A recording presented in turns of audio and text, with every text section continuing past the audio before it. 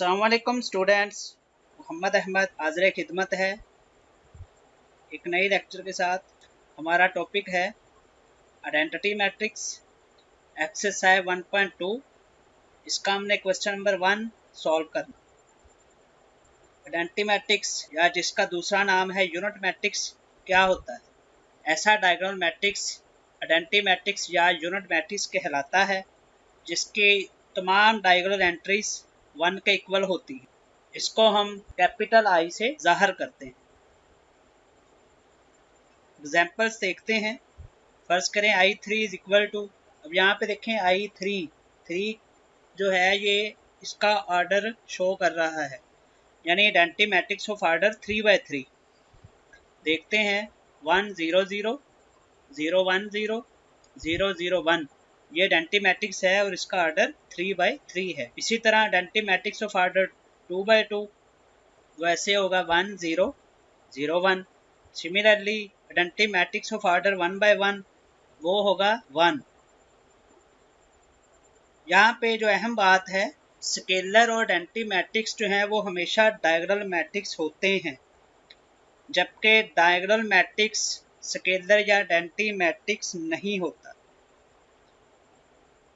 आइए एक्सरसाइज 1.2 का question number 1 देखते हैं। जी क्वेश्चन नंबर 1 है, इसमें कहता है from the following matrices identify unit matrices, row matrices, column matrices and null matrices. ये क्वेश्चंस हैं, इन क्वेश्चंस को हम सॉल्व करेंगे।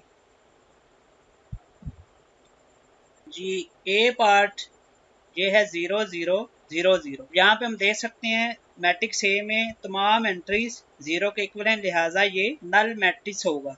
इसी तरह ई में भी हम देख सकते हैं एक ही एंट्री है जो कि 0 के इक्वल है, लिहाजा ये भी नल मैट्रिक्स है।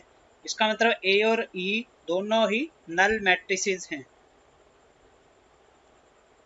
नेक्स्ट है बी इज इक्वल टू 2 3 4। यहाँ पे देखें बी में एक ही रो है, लिहाजा ये रो मैट्रिक्स होगा।